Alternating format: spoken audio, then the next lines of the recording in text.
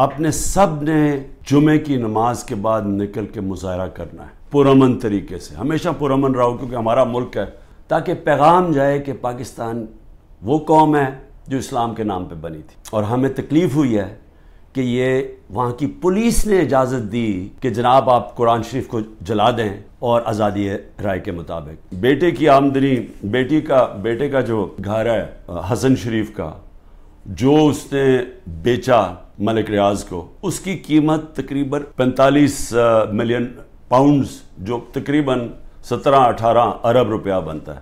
تو وہ کدھر سے پیسہ آیا تو یہ کوئی نہیں بتا سکتا۔ بیٹے یہاں سے باہر بھاگ گئے کیونکہ وہ بتا نہیں سکتے تھے۔ اسی طرح جو سر محل آصف زرداری نے خریدا وہ بھی یہاں سے پیسہ باہر گیا، حدیبہ پیپر مل وہ بھی پیسہ باہر، تو یہ سب اکٹھے ہو گئے اور سارے اکٹھے ہو کے بندر بانٹ پاکستان کیا کہ اچھا سندھ اس کو دے دیں گے، کراچی فلانے کو دے دیں گے، سینٹرل پنجاب کوئی اور آ جائے گا، پھر نئی پارٹی جو بنی ہے اس کو بھی کوئی سیٹیں مل جائیں گی، فضل الرحمان کو ادھر پختونخوا میں دے دیں گے، اور یہ بس یہ کھچڑی پک جائے گی۔ تو یہ ساری بندر بانٹ دبئی کے اندر ہو رہی تھی کہ جس طرح کہ کوئی سودا نہیں ہو رہا ہوتا کسی کے اوپر، یہ سودا ہو رہا تھا پاکستان کا۔ انہوں نے پلان بنایا ہوئے مجھے جیل میں ڈالنے کا۔ تو میں یہ چاہتا ہوں کہ پہلے آپ سمجھ جائیں کہ یہ کون سے کیسز ہیں، جن کیسز کے اندر میں صرف آپ کو 7 کیسز بتاتا ہوں جنہوں میں یہ جیل میں مجھے ڈالنے کی کوشش کر رہے ہیں، تاکہ آپ سب کو پتہ چل جائے۔ اور وہ میں اس لیے چاہتا ہوں کیونکہ میڈیا تو سارا کنٹرولڈ ہے، تو انہوں نے تو وہ ایک دم میڈیا میں پکڑنا ہے اور شور مچا دینا ہے کہ جی عمران کی چوری پکڑی گئی۔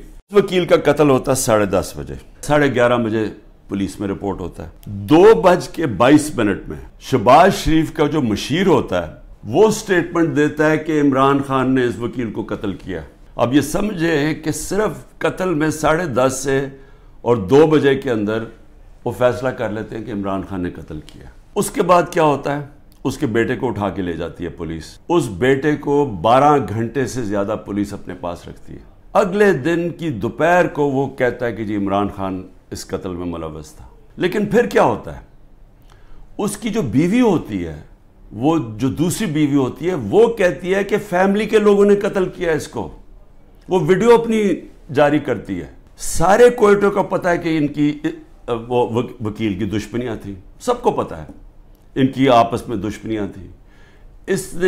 اسی وکیل نے جا کے ہائی کورٹ کو کہا کہ مجھے سبی میں نہ کیسز مجھے دو کیونکہ میری وہاں جان کو خطرہ ہے، میری دشمنی ہے۔ یہ اس کو بڑے قریب سے دیکھ لیں، اور اس کے اندر یہ مظاہرے کیا کر رہے ہیں۔ ان کا قتل ہوتا ہے اور یہ قتل میں کہتے ہیں کہ یہ قتل اس وکیل نے طرف سے یا انہوں نے کیا، اس کا نام لکھا ہوا ہے کہ وہ اس قتل میں ملوث تھا۔ لطیف کھوسا کے گھر باہر گولیاں چلتی ہیں۔ زبیر نیازی جو کہ ہمارا لاہور کا سیکرٹری جنرل ہے، اس کے نام پہ وہ آ جاتے جی اس نے گولیاں چلائی ہیں، اور وہ گولیاں کسی آدمی کو کھڑا کرتے ہیں جو کہتا ہے جی مجھے زبیر نیازی نے کوئی پیسے دینے تھے گولیاں چلانے کے لیے۔ اب لطیف کھوسا ہمارے ساتھ ملٹری کورٹس کے خلاف کیسز کر رہے ہیں، تو وہ کیوں گولیاں چلائے گا اس کے گھر، جو کہ وہی کیس کر رہے ہیں جو ہم کر رہے ہیں سپریم کورٹ میں۔ ضلع شاہ کا جب قتل ہوتا ہے سب سے پہلے 302 میرے اوپر قتل کا چارج لگا دیتے ہیں۔ 3 دن تک وہ میرے اوپر 302 لگاتے ہیں قتل کا چارج۔ پھر کیا ہوتا ہے؟ اس کا پوسٹ مارٹم ہو جاتا ہے۔ پوسٹ مارٹم میں پتہ چلتا ہے 26 جگہ اس کے اوپر تشدد ہوا ہوتا ہے۔ تو اب ظاہر ہے وہ یہ تو نہیں کہہ سکتے تھے کہ عمران خان نے اس کو تشدد کروا کے اپنے کارکن کو مار دیا، تو انہوں نے پھر ایکسیڈنٹ اس کا ڈال دیا۔ ایکسیڈنٹ میں بھی کہا کہ عمران خان اس کے اندر کوئی اس نے انفارمیشن چھپائی ہے، میرا پھر نام ڈال دیا۔ ISPR صاحب نے کہا کہ جی بڑا توہین ہو گئی، فوج کی توہین ہو گئی۔ پہلے مجھے بتائیں کہ کسی اور کی بھی عزت ہے اس ملک میں؟ کہ ایک آدمی 50 سال سے دنیا مجھے جانتی ہے، کرکٹ کی وجہ سے جانتی ہے، ساری دنیا کے اندر وہ خبریں گئی، وہ دکھایا مجھے جس طرح پکڑ کے لے کے جا رہے ہیں کہ جس طرح کوئی پتہ نہیں کوئی مجرم ہے، دہشت گرد ہے۔ پھر کہا جی کرپشن کیس پہ لے کے جا رہے ہیں، وہ کرپشن کیس کے اوپر بھی میں آنے لگا ہوں۔ لوگوں کو جو اس طرح ڈنڈے مارے انہوں نے، جو مظلوم ہے جن سے ظلم ہوا اس کو ہی پکڑ کے اسی کے اوپر کیسز کرنے شروع کر دیے۔ جیل میں بند ہے اور کیسز شروع ہو گئے کہ جی اس کی ایما کے اوپر یہ ہوا ہے تو اس کی وجہ سے یہ ہوا ہے، اور جی کوئی ملٹری کورٹ سب پتہ چلیں گے کہ جو بتائیں گے اصل میں کتنا بڑا وہ غداری کر رہا تھا عمران خان قوم کے ساتھ۔ فرانس کے اندر ایک لڑکے کو پولیس نے 16 سال کے لڑکے کو گولی ماری. ابھی تک فرانس جل رہا ہے. 1000 سے زیادہ بلڈنگز جل گئی ہیں, گاڑیاں جل گئی ہیں. مشکل نیشنل کرائسس آ گیا ہے. معافی مانگ رہی ہے پولیس کے, جی بڑی غلطی ہوگی, اس کے خلاف ایکشن لیا جائے گا. آزاد لوگ ہیں, آزاد لوگوں کے حقوق ہوتے ہیں.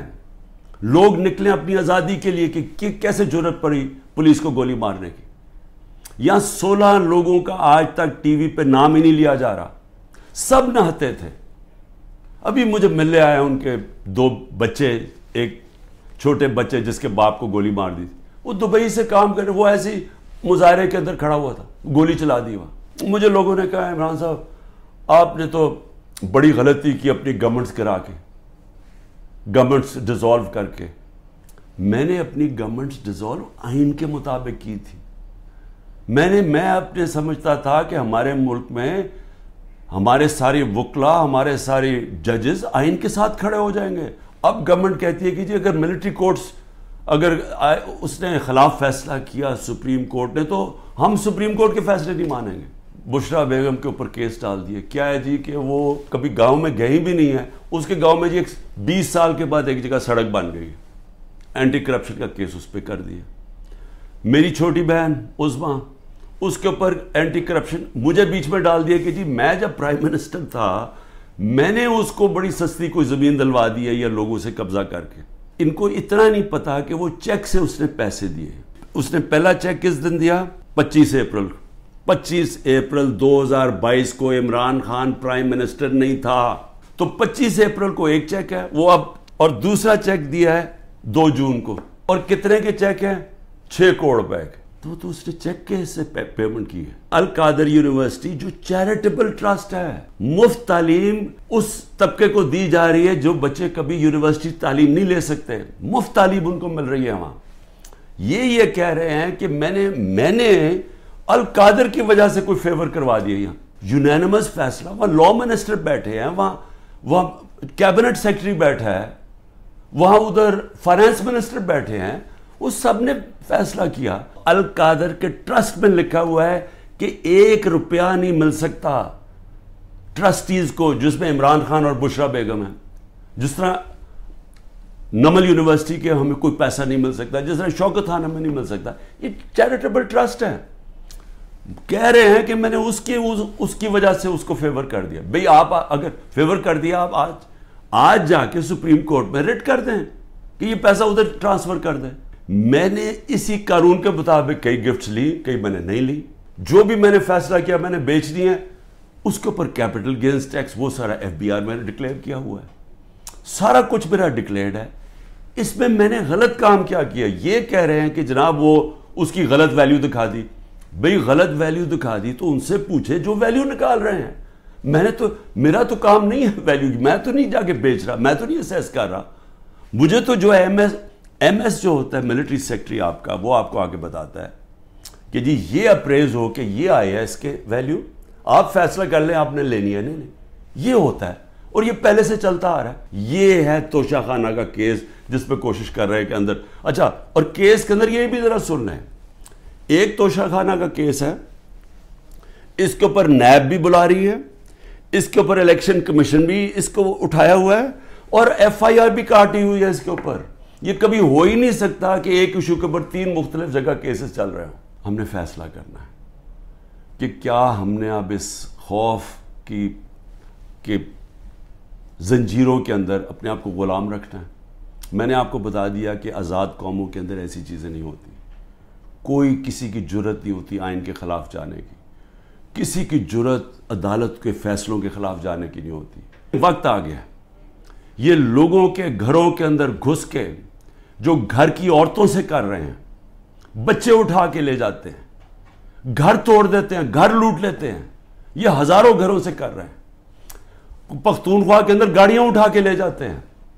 جو بھی PTI کا ملے, رشتہ دار ملے, کوئی بھی, میں ساری قوم کو کہہ رہا ہوں کہ کیا آپ یہ برداشت کرنے کے لیے تیار ہیں؟ کیونکہ یہ آج ہمارے سے ہو رہا ہے, یہ سب سے ہوگا. اس لیے اپنی قوم کو میں کہہ رہا ہوں کہ آپ کے پاس اب 2 راستے ہیں, غلامی کے اور حقیقی آزادی کے. لا الہ الا اللہ, کوئی نہیں ہے خدا اللہ کے سوا ہم کسی ظالم کے سامنے اور یہ ظلم کا نظام اور یہ خوف کے سامنے ہم جھکنے والے نہیں ہیں. ہم نبی صلی اللہ علیہ وسلم محمد مصطفیٰ دنیا کے سب سے عظیم لیڈر، ہم ان کی امت ہیں، اور وقت آ گیا ہے کہ ہم اب اپنا سٹینڈ لیں اور پرامن طریقے سے تیاری کریں نکلنے کے لیے سڑکوں پہ.